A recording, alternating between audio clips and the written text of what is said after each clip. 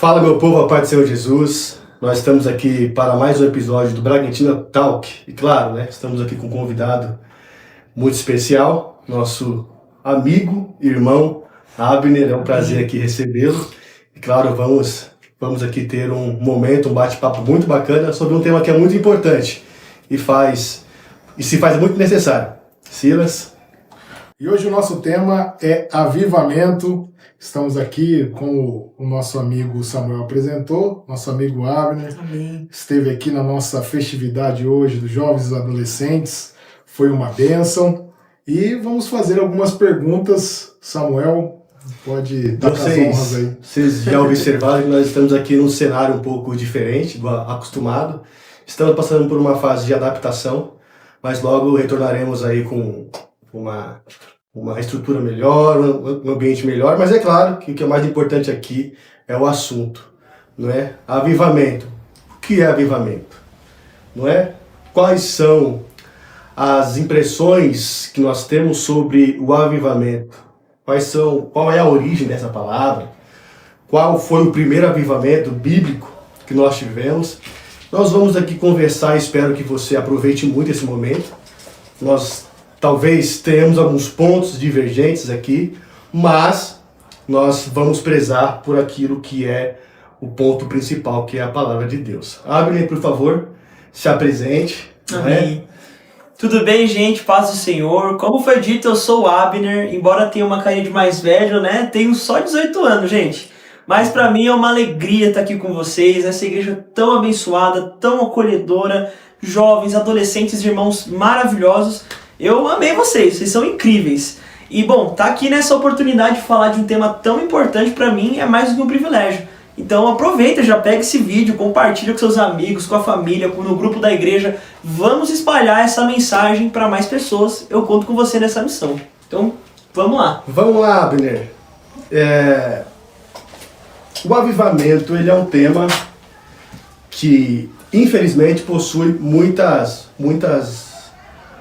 vias, muitos entendimentos. Para alguns, o avivamento ele se dá através de um barulho, através de uma percepção, através de algum milagre, não é? Isso mesmo. Mas eu gostaria que você trouxesse para nós aqui um esclarecimento sobre o que é o real avivamento, o bíblico. Perfeito. Aquilo em que nós temos um parâmetro, aquilo que Jesus trouxe, e que deveria ser, no mínimo, ser seguido. Perfeito.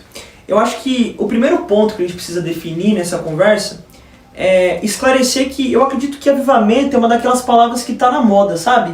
Eu acho que nunca houve uma geração que falou tanto sobre avivamento como a nossa geração.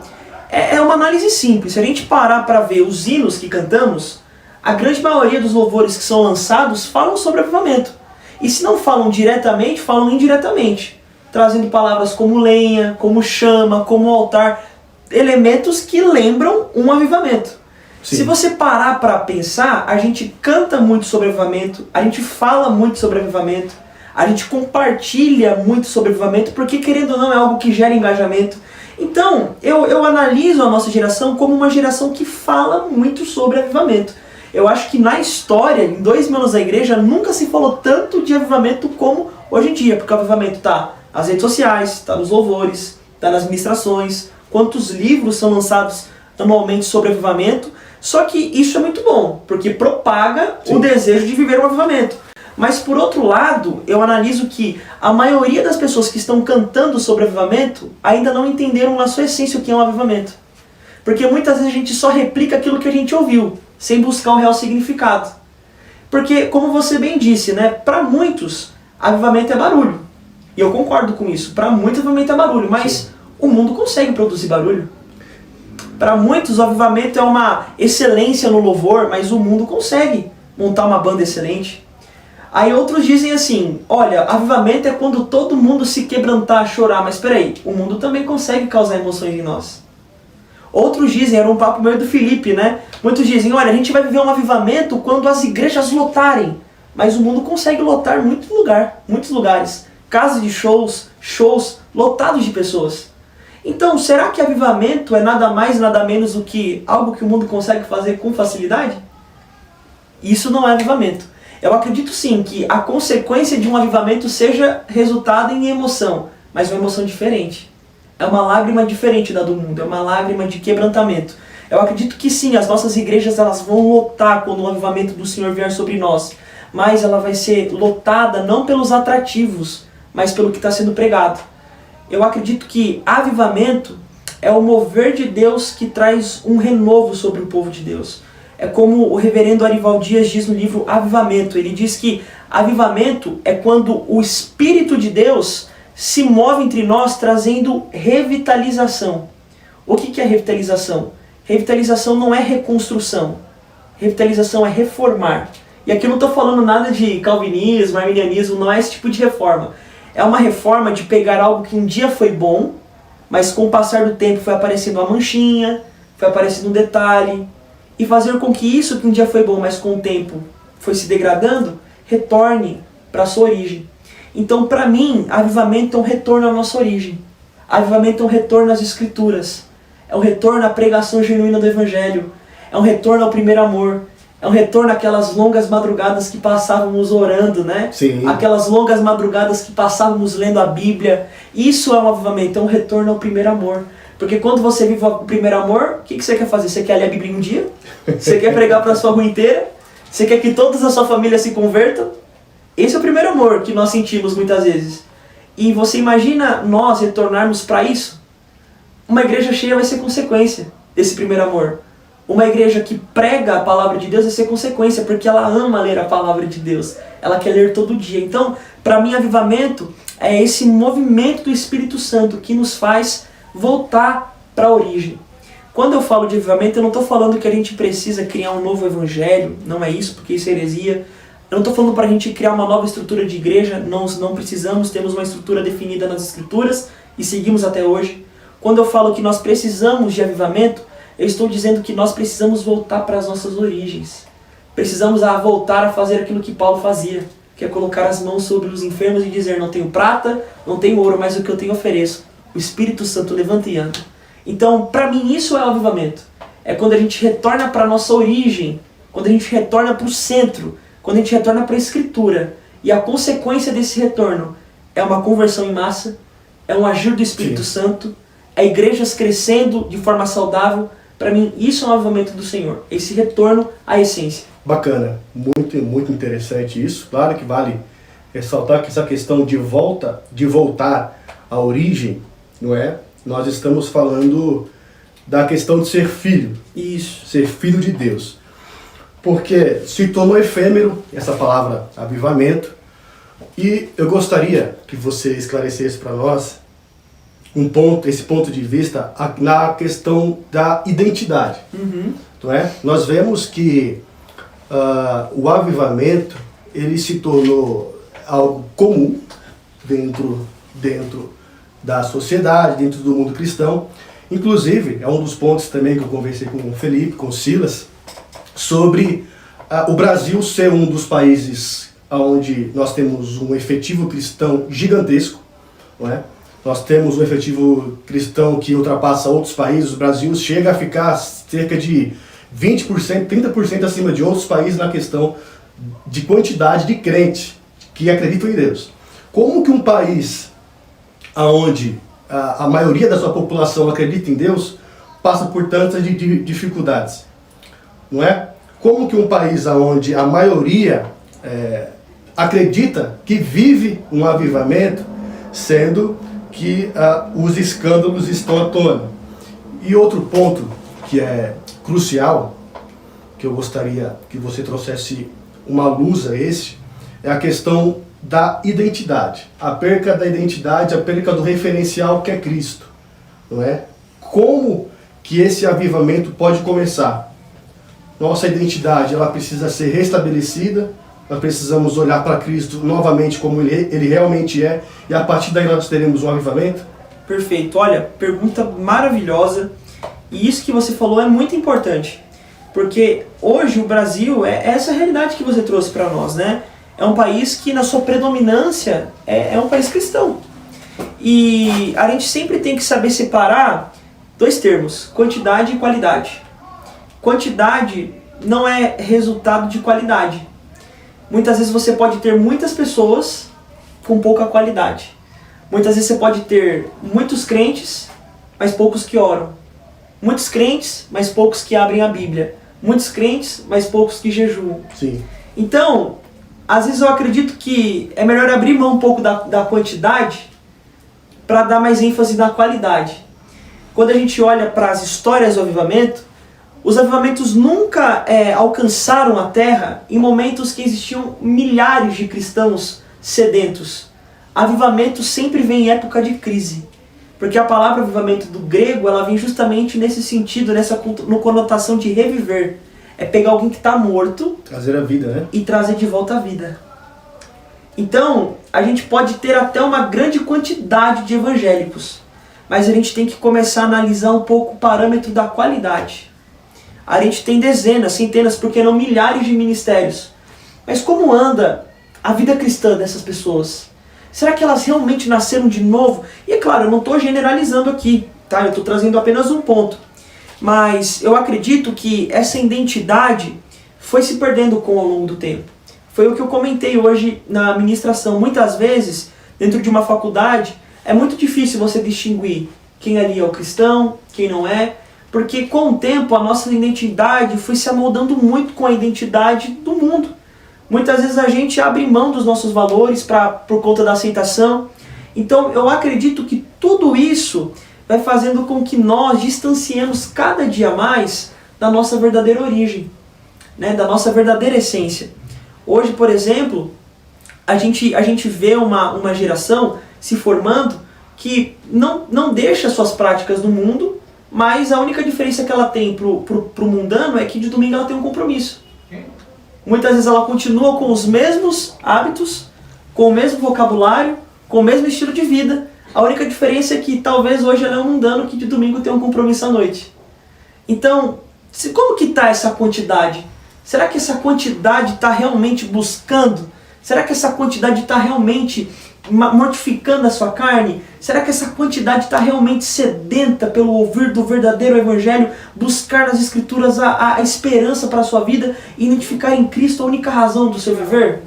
Então assim, eu acho que nós vamos viver um avivamento não quando tivermos a quantidade, nós vamos viver um avivamento quando nós tivermos a qualidade. Quanto mais pessoas que tenham essa mesma chama que a de Bragantina tem no seu coração, quanto mais pessoas tiverem esse mesmo impulso por buscar a presença de Deus que nós temos aqui enquanto gravamos esse podcast. Então eu acredito que por muitos essa identidade de buscar, de clamar se perdeu. Porque hoje para muitos ser cristão é moda, é bonito, né? A gente vê hoje tantos famosos que se tornam evangélicos da noite para o dia e continuam na sua vida de pecado. Por quê? Porque hoje ser evangélico, para muitos, é ter um compromisso de domingo. Você pode continuar com a sua vida, você pode continuar no pecado, a única diferença é que agora de domingo à noite eu tenho um compromisso. Né? Eu tenho um compromisso de 2, 3 horas, um culto.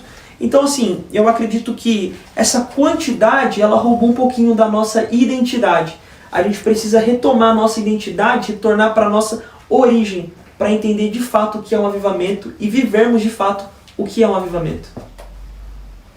Abner, você falou de voltar à origem, né?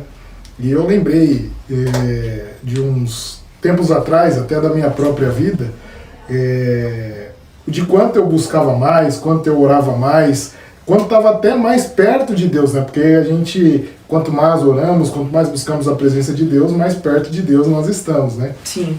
E eu quero perguntar para você, qual é o papel da oração no avivamento? E se as nossas igrejas do dia de hoje está preparada para receber esse avivamento? Olha, que pergunta importante. É realmente necessário pensar sobre isso, porque é impossível imaginar um avivamento sem oração. É basicamente você tentar separar um professor dos seus alunos. Se você separa um professor dos seus alunos, o professor perde a sua essência. Ele perde ali a sua razão de exercer a profissão. E assim é o avivamento. Se você separa a oração do mover de Deus, separa a oração do avivamento, você está vivendo de tudo, menos um avivamento. Porque eu tenho comigo que avivamento sem oração não passa de emoção.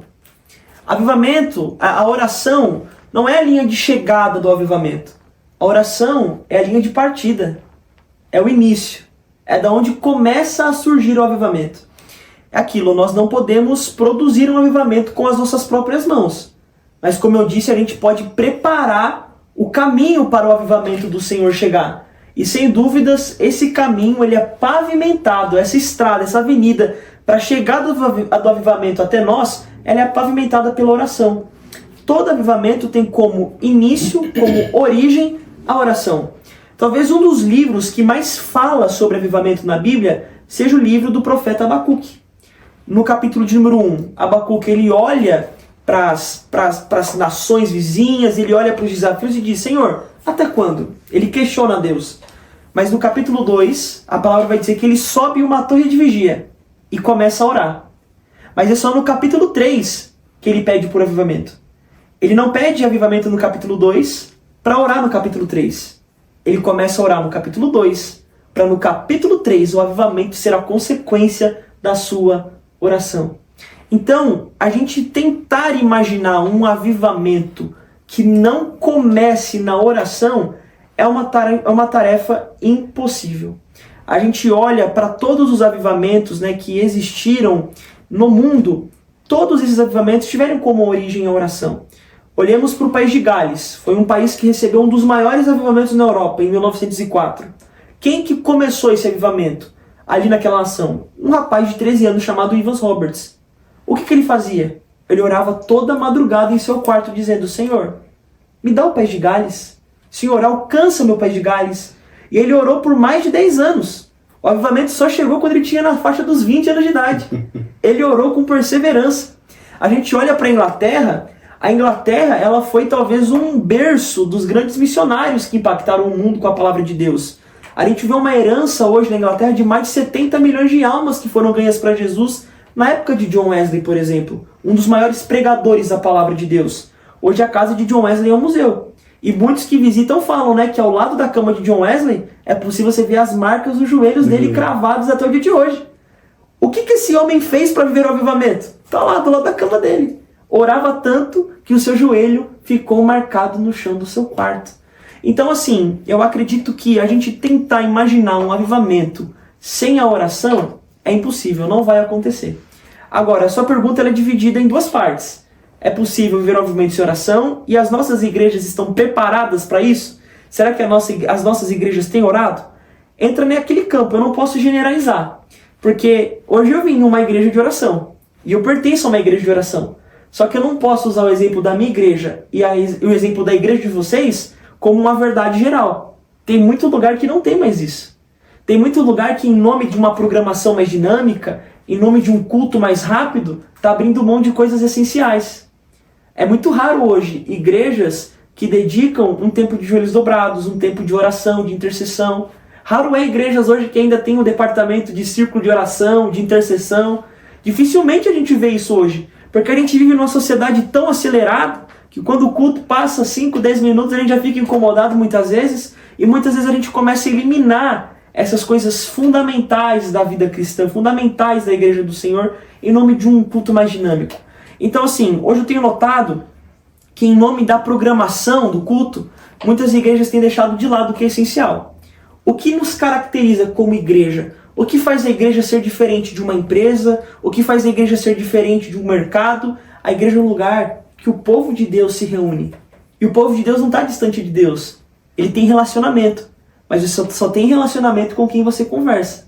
É impossível ter relacionamento com alguém que eu não me relaciono, que eu não converso. Então, o que nos caracteriza como povo de Deus é o joelho dobrado. Então eu acredito que as nossas igrejas, agora colocando todo mundo nesse mesmo cenário, ainda não está preparada para viver isso de modo geral, nacional, porque nem todo mundo está fazendo aquilo que a gente faz. Nem todo mundo está com essa visão que a gente tem. Eu acredito que Deus pode enviar um avivamento sobre as nossas igrejas. Deus pode enviar um avivamento sobre a Bragantina, sobre a Brasil para Cristo aqui de Várzea, e a gente fazer um grande movimento, ganhar essa cidade para Jesus. Mas agora dizer que Deus vai enviar um avivamento geral sobre o nosso país, aí vai depender muito das outras igrejas, que muitas vezes nós nem sabemos que existimos, mas que estão precisando retornar para essa origem da oração. Eu posso só emendar, Samuel? Fica à Pois vontade. eu já vou passar a palavra para você. Muitas igrejas, eles entendem avivamento como um famoso reteté, aquele movimento mais diferenciado. Eu quero saber de você quais são os frutos que o avivamento traz para a igreja. Olha, e realmente é aquilo que ele está falando no início, né? Muitos confundem o avivamento com emoção, ou com uma sensação, ou com a própria manifestação de Deus, mas os nossos cultos são repletos da manifestação de Deus, né? E o avivamento, ele vai muito além de um glória a Deus, de um reteté, de um movimento ali que a gente presencia. O avivamento vai muito além disso. Na verdade, eu acredito que os frutos do avivamento, eles são mais vivenciados fora da igreja do que dentro da igreja. Como assim? O avivamento, ele tem como principal intuito fazer com que a igreja gaste mais a sola do sapato do que o tecido do assento do banco da igreja. O avivamento vem para isso. O avivamento não é uma coisa que alcança apenas a igreja entre quatro paredes. Quando a gente olha para as histórias do avivamento, a gente olha para o país de Gales. O país de Gales, que foi o país que recebeu o avivamento em 1904, era um país dominado pelo alcoolismo, dominado pelos bares. Mas quando o avivamento do Senhor veio, os bares fechavam, os motéis fechavam, as prisões não tinham mais presos, porque todo mundo agora estava onde? Nas praças, nos estádios, ouvindo a pregação da palavra de Deus. Então, os efeitos do avivamento, eles são tão poderosos que eles ultrapassam as portas da igreja. Se Deus envia um avivamento sobre a nossa igreja hoje, ele vai impactar cada um que está aqui. Ele vai fazer com que nós amemos mais o corpo de Cristo, ele vai fazer com que voltemos ao Evangelho, voltemos à Escritura, mas ele também vai nos impulsionar a sair para fora, a cumprir aquilo que ele deixou como obrigação, pregar a palavra de Deus, entrar em lugares que sem o avivamento não teríamos coragem para entrar. Então eu acredito que esse é o fruto principal do avivamento, fazer com que a igreja gaste mais a sola do seu sapato do que o tecido do seu banco. Eu acredito que é isso. O avivamento ele vem mais para chacoalhar a sociedade do que deixar a gente apenas vendo experiências aqui, enquanto muitos estão perdidos lá fora. Eu acredito que o principal fruto do avivamento é esse impulso que o Espírito Santo nos dá para fazer a obra de Deus lá fora, onde ninguém está fazendo, onde não tem gente falando, a gente vai falar. Onde ninguém está alcançando, a gente alcança. Porque agora o combustível, a chama que há dentro de nós é tão grande que a gente não consegue mais controlar. É como o profeta dizendo, né? Eu tenho fogo cerrado em meu peito que não me dá descanso. É como se ele tentasse entrar na zona de conforto, mas a chama do fogo do coração dele não deixa ele entrar na zona de conforto. Ele se sente impulsionado para sair e para profetizar. E eu creio que nós, quando vivermos um pleno avivamento, como igreja, como cidade, como nação, a gente vai ficar muito assim incomodado em estar na zona de conforto. A gente vai sair da zona de conforto de tal modo que a zona de conforto se torne algo que incomoda nós. Parece estranho falar, né? Zona de conforto incomodar, porque geralmente a zona de conforto acomoda. Mas eu creio que o avivamento é isso. É ele virar a sociedade de ponta cabeça. É fazer com que saiamos das quatro paredes para encontrar, para pregar, para achar quem está lá fora. Show! Olha só, eu tenho o seguinte pensamento sobre os dias atuais, não é? Essa questão de que você já mencionou, que o avivamento ele traz vida, não é? Ele traz um novo significado, ele traz uma virtude, não é? Ou seja, nós vivemos hoje no mundo onde três fatores preponderam na humanidade, tanto daqueles que se consideram cristãos ou não, que é o relativismo da verdade, não é? O hedonismo, que é mais explicado pela busca pelo prazer incansavelmente, e o materialismo. Não é? Então as pessoas hoje elas criaram uma expectativa diferente daquilo que é o Evangelho, daquilo que é Cristo, qual que é a visão do reino e para que elas foram chamadas. Porque como nós alcançaremos o avivamento, sendo que as nossas práticas continuam sendo as mesmas?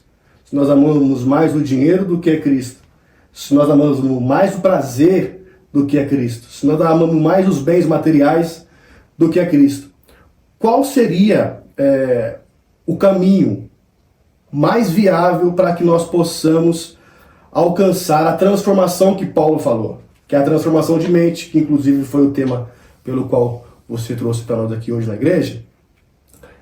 Essa transformação de mente, de entender o contexto, de você entender o evangelho, o que realmente importa, você ser senhor dos seus desejos, você ser senhor das suas vontades, o evangelho de Cristo ser prioridade. Como que nós podemos alcançar essa transformação de mente entre o espiritual e o material, para que assim a gente possa viver um avivamento? Porque quando Paulo ele traz uma reflexão aos Gálatas, não é? Ele vem trazendo a questão da importância dos frutos do Espírito, mas também ele traz a questão das obras da carne. De que forma, claro, já estão sendo aqui muitas perguntas, Imagina. eu espero que não, sobrecarregue, mas qual que como os frutos os frutos do Espírito, eles podem sobressair sobre as obras da carne. Perfeito. Porque tudo que eu mencionei anteriormente é obra da carne, mas nós precisamos trazer vida para os frutos do Espírito. E Paulo, ele fica feliz quando ele fala que os irmãos ouviram a mensagem de Cristo, eles absorveram aquela mensagem e realmente viveu aquilo. Perfeito. Maravilhosa pergunta. É justamente isso. Quando Paulo fala, esse transformar, do grego vem no sentido de metanoia. É uma transformação radical, sabe? Não é algo que acontece pela metade, é algo que acontece por inteiro. É justamente isso que você falou, o fruto do Espírito sobressaindo sobre o fruto da carne. É o espiritual vencendo a carnalidade.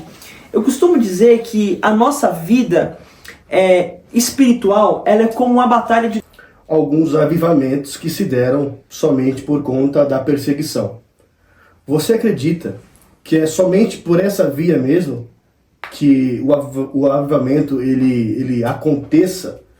Porque enquanto nós falamos desses 3 pontos, vale salientar que é fácil conviver assim, não é? Enquanto está tudo bem, o Brasil é um país, como nós já mencionamos, cristão, então está tudo bem, não é? Você não vê com frequência obras, frutos dentro da casa de Deus. Isso aí você vê raramente. As pessoas levam a vida com Cristo de qualquer forma, como se fosse um simples colega, se fosse um simples livro contando história, uma fábula, enfim.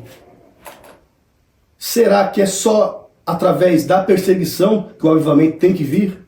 O Brasil hoje vive um momento que é caótico. Será que vai ser necessário acontecer a perseguição contra a igreja para que eles possam realmente se render a Cristo? Muito boa pergunta. E eu acredito que o avivamento ele pode se manifestar em diferentes cenários, em diferentes realidades. Eu acredito que um ambiente de perseguição faz com que o povo comece a identificar o que precisa voltar no lugar. Então talvez o clamor por avivamento em época de perseguição se torne mais intenso. É como aquela frase, os cristãos são como sinos. Quanto mais forte você bate neles, maior é o som que ecoa de sua voz, da sua boca. Então, é claro que quanto mais forte você bate na igreja, você tem que ter certeza que mais forte vai ser o som de resposta. Quando a igreja mais cresceu na história da igreja, foram justamente nesses momentos onde imperadores queimavam templos, queimavam bíblias e colocavam cristãos para morrerem no campo de batalha, ali no Coliseu. Mas eu acredito que assim, o avivamento ele vem em geral em tempos de crise. Sejam esse tempo de perseguição, crise econômica, crise moral, eu acredito que o avivamento ele sempre alcança o povo em tempo de crise. Porque se está tudo bem, se a igreja está vivendo aquele momento de mover, se a nação está quebrantada, qual o sentido de ter um avivamento? Se todo mundo está vivo, por que precisa reviver alguém? Então, eu acredito que o cenário perfeito para a vida de um avivamento é justamente aquele momento que você olha e não encontra mais esperança. Vamos voltar no profeta Abacuque. Abacuque, no capítulo 3, está clamando por avivamento. Por quê? Porque da torre, ele avista Nabucodonosor. Ele falou, opa, a Babilônia está chegando. A Babilônia já tinha acabado com o Império Assírio, que era o maior império da sua época. A Babilônia já tinha acabado com o faraó Neco, faraó do Egito. Depois que a Babilônia acabou com a Síria, com o Egito, qual que era o próximo rumo da Babilônia? Judá. Aí, Abacuque vai falar, poxa vida, eu estou olhando para a Babilônia vindo, o maior império do mundo vindo contra a minha nação. O que Abacuque pediu? Abacuque ele pediu para Deus aumentar a tropa de Israel?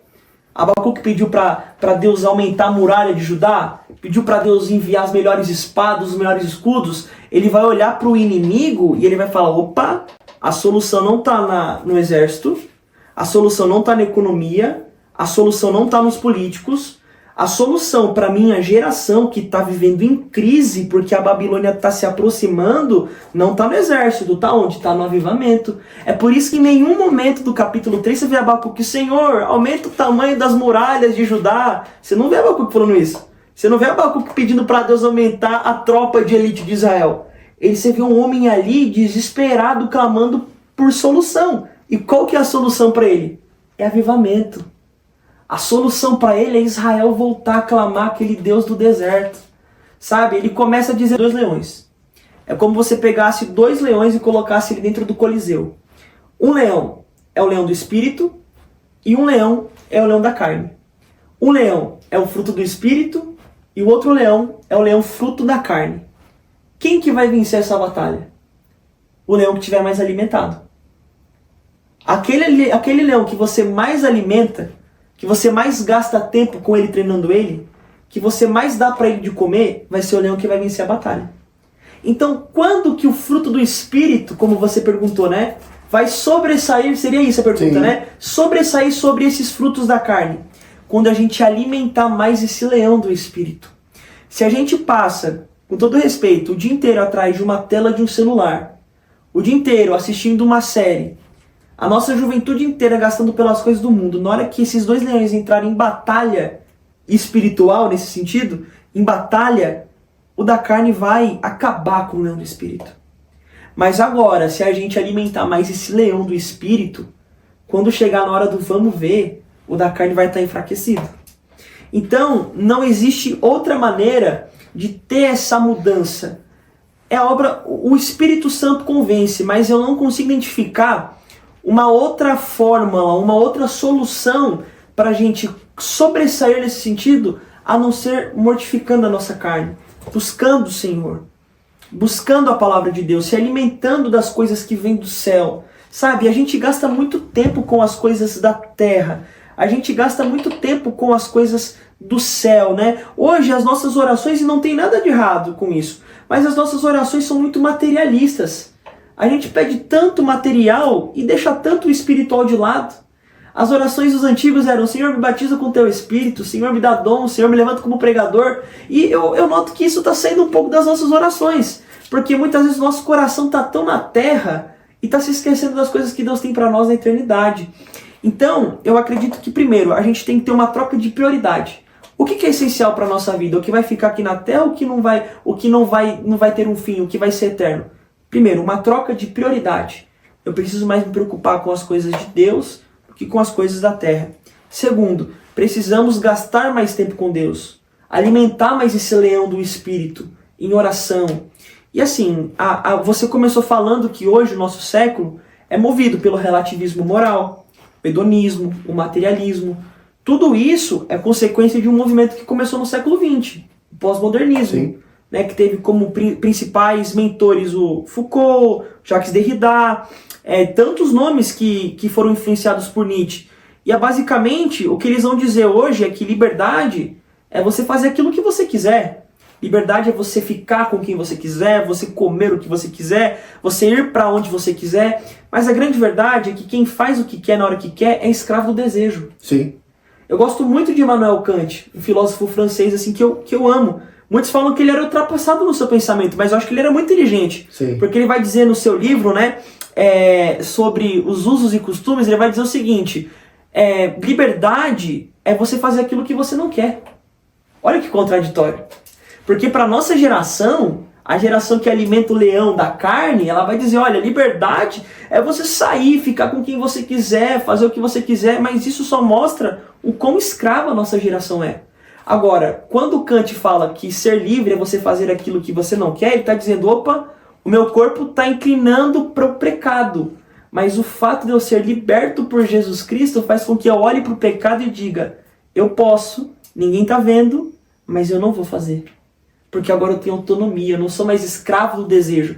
Mas só vai ter esse tipo de comportamento, só vai ter esse tipo de índole aquele que alimenta mais o seu espírito do que a sua carne. Sim. Então, assim, pra gente colocar tudo dentro de um pacote e dar o checkmate para esse posicionamento, na minha visão, a gente primeiro precisa ter que ter uma troca de prioridade.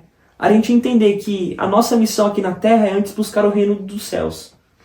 E depois disso, buscar mais as coisas do Senhor como consequência. Alimentar mais esse leão do Espírito. Eu acho que essa analogia dos leões que vão para a batalha, um é a carne e outro é o Espírito, ela vem muito de encontro com a nossa realidade. Alimentarmos mais o espiritual na nossa vida e mortificarmos mais o carnal, aquilo que nos afasta de Deus. Nós temos acompanhado dentro da história bíblica, dentro da história do povo cristão. Sendo assim, ouvi a tua palavra e temi. Ele ouviu o que Deus fez no passado, ele ouviu que tinha um Deus que dava maná do céu, que era a coluna de fogo, que abria o mar vermelho. Ele falou, Senhor, é essa Israel que eu preciso vir ajudar. A solução para essa crise é o povo retornar para a sua origem, é o povo rasgar suas vestes no deserto e clamar, Senhor, se tu não enviar o maná de amanhã, a gente não tem o que comer. Então, eu acredito que o avivamento, ele sempre vem em épocas de crise. Lembrando, se está tudo bem, se está todo mundo vivo, qual o intuito de reviver quem está vivo? O avivamento só vem em época de crise. Agora, essa época de crise, ela pode ser marcada por uma perseguição, ela pode ser marcada por uma ameaça, que foi o caso de Abacuque. Sim. Não tinha virado ainda a perseguição. No entanto, Babilônia só era ameaça. Pode vir em momentos, em cenários econômicos que o país está destruído. O país de Gales estava destruído. O Brasil viveu alguns avivamentos com a chegada da Assembleia de Deus, da própria Brasil para Cristo. Eram momentos que a economia do Brasil estava em ruínas. Então eu acredito que qual é o cenário perfeito para um avivamento chegar? Épocas de crise. Seja essa crise dada por uma perseguição, por um desastre, mas o avivamento sempre vem em época de crise. E hoje, a gente olha para o Brasil e a gente passa por momentos difíceis econômicos, mas a maioria das pessoas conseguem trabalhar, se autossustentar, não tem uma perseguição, mas hoje eu identifico a crise da nossa nação em algo muito pior, talvez. Uma crise de identidade, uma crise religiosa, uma crise moral, onde o certo está virando errado, o errado está virando certo. Uma crise espiritual, as pessoas estão buscando no mundo aquilo que somente Cristo pode fazer por elas. Então eu acredito que esse cenário que a gente está vivendo nas escolas, nas faculdades, é o cenário perfeito para a vida de um avivamento. É por isso que eu creio que a nossa geração está prestes a viver isso. Você falando aí de... Esse assunto é tão rico e eu tenho certeza que está impactando os nossos ouvintes, que está nos assistindo, né, neste momento. E quem sabe esse jovem, esse adolescente que está nos assistindo, esse irmão que está nos assistindo neste momento, ele parou para refletir, que nem eu refleti na sua fala, né, porque quando nós estamos aqui nesse ambiente, nós aprendemos, nós refletimos. Quem sabe ele está refletindo ali a sua vida, ali, tudo que você falou de crise moral, quem sabe está passando por este momento, né? Porque nós estamos vivendo num momento muito complicado da nossa geração. Eu converso muito com o Felipe e falo com ele, falo assim, um tempo atrás é muito diferente dos tempos que nós estamos vivendo, né? O quanto nós buscávamos, quanto nós se dedicávamos na obra de Deus, e nós vemos isso se acabar nos dias de hoje. Quem sabe esse jovem, esse adolescente, esse irmão está assistindo e ele quer voltar, ele quer sentir esse avivamento, ele quer esse avivamento, ele quer tudo isso que você está nos falando aqui hoje, e eu quero que você dê um conselho para esse jovem, esse adolescente, esse irmão que está nos assistindo, de como ele buscar, quais são os passos que ele tem que seguir para que esse avivamento venha para a vida dele. Olha, maravilha. Nada melhor do que colocar em prática, né? Aquilo que a gente fala na teoria. E a gente já falou muito dele, mas eu quero retornar nele de novo, em Abacuque. Hoje ele está marcando o nosso papo, né? Abacuque foi um homem que clamou para o avivamento. Talvez você está sonhando agora em viver isso que eu estou falando. Abacuque também sonhou. Aviva, Senhor, era o desejo dele. Mas o que ele fez para viver isso? Capítulo 2, estava em oração.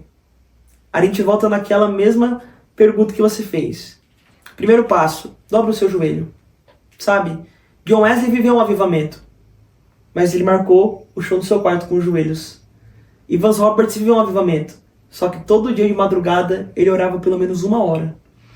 Então, o primeiro passo, eu disse no início do podcast, a oração não é a linha de chegada ao avivamento. A oração é o ponto de partida. Então, eu acredito que se a gente, primeiro, retornar a essa origem de gastarmos tempo em oração. Sabe, hoje muitas vezes a gente olha com o olho aberto e outro fechado. O olho está aberto olhando no cronômetro para ver se já deu 5 minutos diários de oração. Né? Muitas vezes a gente faz aquela oração cansada, aquela oração repetida, chega a ser quase uma reza. Mas assim, eu tenho comigo, ó, eu te conheci hoje, mas a gente tá gerando intimidade aqui, ó. Você viu que a gente tá conversando há quase 1 hora. Quase 1 hora. E eu não tô cansado. Por mim, ó, a gente vai... Por quê? Porque a gente tá gerando intimidade. Olha que a gente se conheceu hoje. Agora, poxa vida, com Deus, 5 minutos se torna um fardo? Se torna um peso? Não, a gente tem que aumentar essa intimidade. Abacuque, para pedir avivamento, ele entendeu, tem que começar na oração.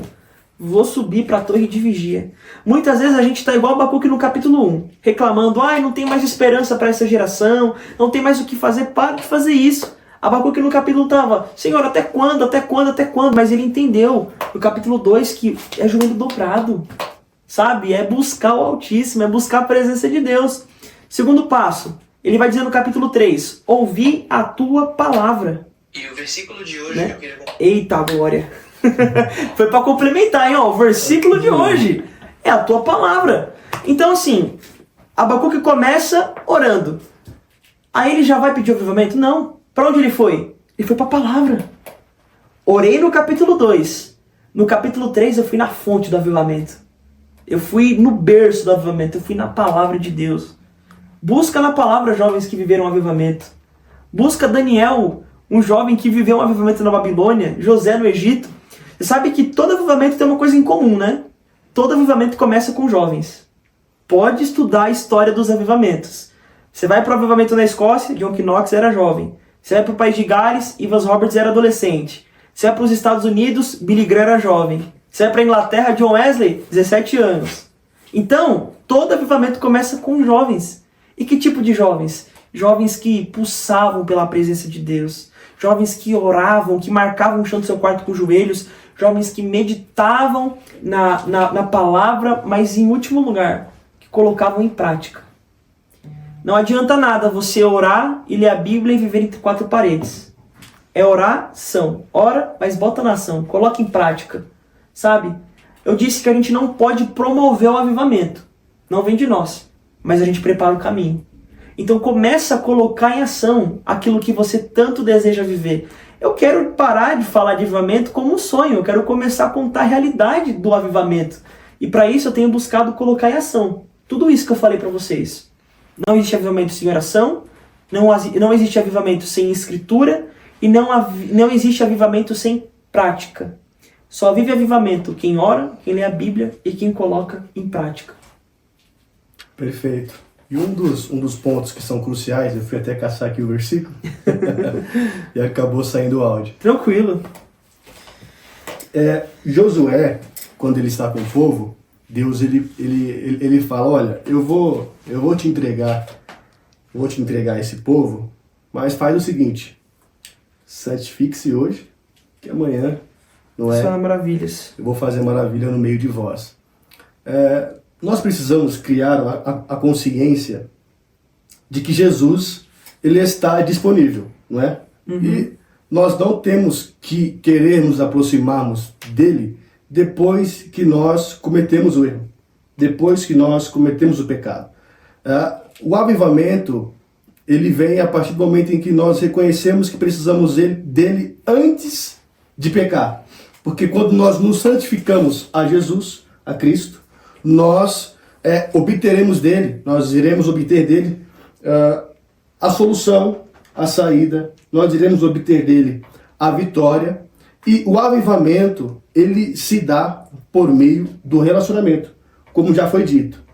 Qual seria o principal ponto para que nós reconhecêssemos a nossa fragilidade, para que possamos voltar ao início, para que possamos voltar ao primeiro amor e reconhecer Cristo como a nossa única referência, não é? Nosso único padrão, para que o avivamento possa surgir de forma imediata, porque é para ontem, não é?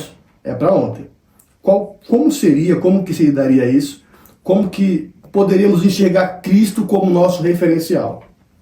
Perfeito. Esse texto que fala em Josué apresenta que Deus tinha algo grande para fazer entre o povo de Israel. Sim. Mas o que determinaria esse resultado? A santificação. Mas é para se santificar mês que vem, semana que vem, amanhã? A ordenança é grande. Amanhã vai ter maravilhas. Sobre qual condição? Começa hoje. Começa hoje a viver aquilo que você quer colher amanhã. Então, a ordenança de Jesus é bem clara, de Deus é bem clara a Josué. Olha, você não vai botar o povo para se santificar amanhã, porque amanhã é o dia de colher. Você vai botar o povo para se santificar agora. É agora a hora. Então, muitas vezes a gente vai empurrando com a barriga. Ano que vem eu começo meu devocional diário, eu termino a Bíblia ano que vem. Ano que vem eu começo a fazer isso, ano que vem eu começo aquilo, mas é para agora. O avivamento é urgente. Tarda o avivamento. Éramos para estar vivendo isso. Então, eu acredito que entendermos que a sua pergunta é justamente essa, né? Entendermos que Jesus Cristo é o nosso referencial. A gente vive num mundo dominado pelas trevas. Um mundo em escuridão. Um mundo hoje que vive pela sua própria vontade. Um mundo hoje que destrói sonhos. Quantas famílias não foram destruídas já esse ano por conta do mundo, por conta das drogas, dos vícios, do alcoolismo. É um mundo que vem para matar, roubar e destruir. E como que alguém consegue sobreviver no meio desse caos? Como alguém consegue sobreviver no meio dessa escuridão? Porque certamente quem está na escuridão está perdido. Só encontra o sentido quem primeiro acha um caminho. Quem é esse caminho? João 14,6. Jesus, ele é o caminho, a verdade e a vida. Mas não adianta apenas achar o caminho se está escuro.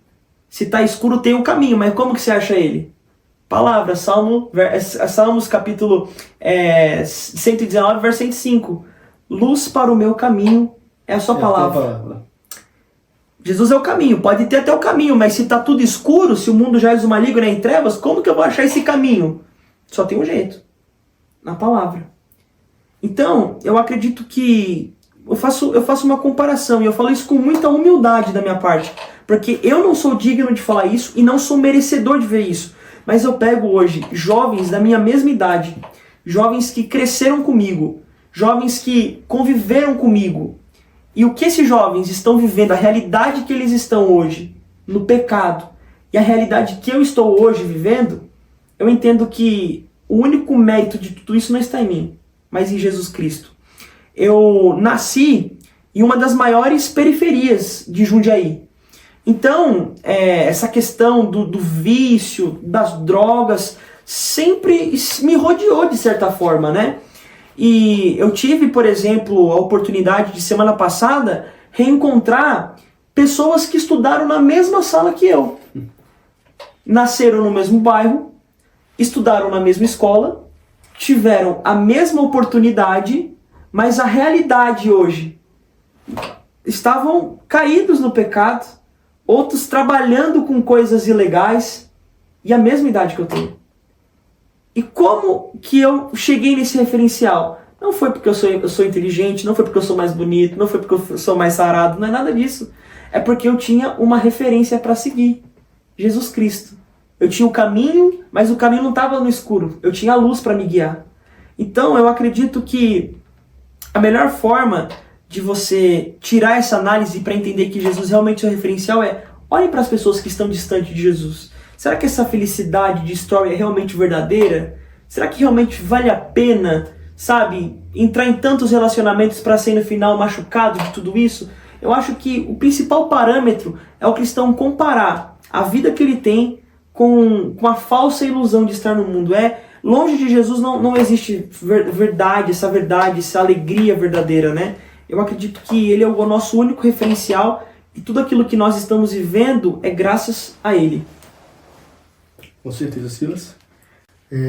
Você falando da nossa geração, eu tenho certeza que os líderes, né, jovens, adolescentes, nos dias de hoje estão tendo muitas dificuldades, né? Justamente por esse bombardeio da mídia, rede social, tudo que o diabo vai criando para cercar o jovem, né? O jovem, o adolescente.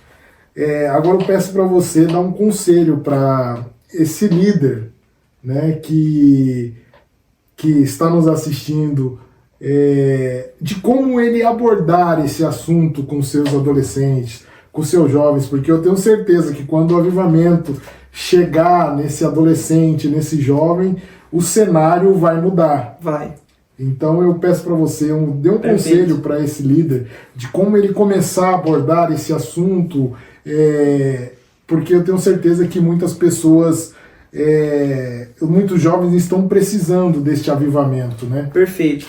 Eu acho que o primeiro direcionamento que eu daria para um líder, embora eu não tive ainda a experiência de liderar jovens e adolescentes, de certa forma isso faz parte da minha vida, porque eu sempre estou engajado em cultos, sempre estou em contato com muitos líderes e de alguma forma auxilio isso na minha igreja local. Então é um tema que me chama muita atenção e o primeiro conselho que eu daria para os líderes é entender que essa nova geração vive um tempo diferente do tempo que você viveu. Isso é o primeiro ponto. A realidade que você viveu, líder, enquanto jovem, é outra. É uma época diferente, são assuntos diferentes, são realidade diferente, a escola mudou, a faculdade mudou, os professores mudaram. Então muitas vezes você pegar a realidade que você viveu enquanto jovem, há 10 anos atrás, e achar que a realidade dessa nova geração está sendo a mesma, é um erro, é um equívoco. Segundo passo, se atente com o que é atual. Então, por exemplo, a gente tem hoje muitas pessoas que pregam muito, mas a mente dela ainda está muito no passado. Ela não traz soluções para os questionamentos da nossa geração. E eu posso afirmar que a nossa geração tem muito questionamento, sabe? E os questionamentos que estão hoje presentes nas escolas são diferentes dos questionamentos que estavam ontem nas escolas. Ontem o pessoal questionava se o astronauta tinha mesmo pisado na Lua. Será que foi Hollywood que fez isso? Eram os questionamentos da época. Hoje se aprimoraram muito mais. E de certa forma, se a gente não tem resposta para esses jovens, o mundo tem. Se a gente não tem preparo para responder, pode ter certeza, o mundo tem muita gente preparada para responder. Mas não para responder de acordo com o que a Bíblia diz. Para responder de acordo com o que Satanás quer que seja respondido. Então, eu acredito que os nossos líderes, eles primeiro precisam reconhecer que os tempos mudaram. Segundo, eles precisam entender que é necessário da parte deles entender como funciona a lógica da nossa geração. O que está atual, o que faz parte da vida deles, o que eles encontram na escola, qual é a realidade deles no dia a dia. E trazer à luz das Escrituras as respostas para esses questionamentos, as respostas para esses dilemas. Só pode pedir avivamento quem é convicto do que acredita. E se você não tem um jovem convicto que realmente Jesus Cristo é a solução para a vida dele, se você não tem um jovem convicto que realmente ele precisa do Espírito Santo, se a sua juventude não está convicta que ela vai vestir a bandeira de Jesus Cristo mesmo e levantar na faculdade, consequentemente você não vai ter uma juventude que clama por avivamento. Então a gente precisa, para a gente ter uma juventude que clama por avivamento, primeiro a gente precisa ter uma juventude que tem certeza do que acredita.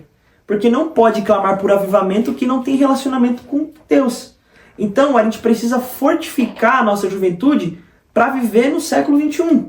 O século XXI é diferente do século XX. Os questionamentos são outros. As propostas são outras. A gente precisa pegar essa atualidade e apresentá-los às Escrituras. o que podemos, o que não podemos, o que evitamos, o que fazemos, como lidamos com isso, para que então a gente tenha uma juventude que vive na era atual, com soluções, com respostas para os dilemas atuais e que na atualidade clama por avivamento, porque entende que a esperança para o nosso século XXI é o avivamento. Então eu acredito que é sempre isso, é saber lidar com quem você está transmitindo essa mensagem. Os questionamentos hoje são muito relativismo moral, cada um tem a sua verdade. Como alguém que acredita que existe mais de uma verdade vai clamar por avivamento que vem do caminho e a verdade e a vida, né? Como que alguém que acredita no hedonismo vai clamar por avivamento que provém de uma pessoa que quer um relacionamento sério, o Deus? Então a gente precisa trazer respostas para os questionamentos da nossa geração, fortalecer eles, para que então no século XXI a gente tenha uma geração convicta que clama por avivamento. Olha só, pessoal, show, hein? Vamos sair daqui hoje ricos. Glória a Deus. Tenho certeza que vocês também vão aproveitar bastante esse assunto. Desde já, nós queremos nos despedir. Mais um episódio do Bragantina Talk. O tema principal foi avivamento, com o nosso amigo e irmão Abner. Então, nós, mais uma vez, agradecemos, Silas. Quero agradecer, Abner, Amém, por Senhor. estar aqui conosco. Glória a Deus. Nós estamos, que nem o Samuel falou, num ambiente diferente, mas logo teremos novidades e queremos o Abner aqui de novo. Glória, com certeza. Ele vai falar sobre missões aqui Bora, para nós. acima. Vamos preparar esse momento. Vamos Se Deus quiser, já vamos estar com o nosso cenário aí já preparados, né? E eu quero te agradecer. Amém. Por esse tema tão rico, tão impactante, né, para as nossas vidas, e que nós possamos buscar, né, mais esse avivamento para nossas vidas, né?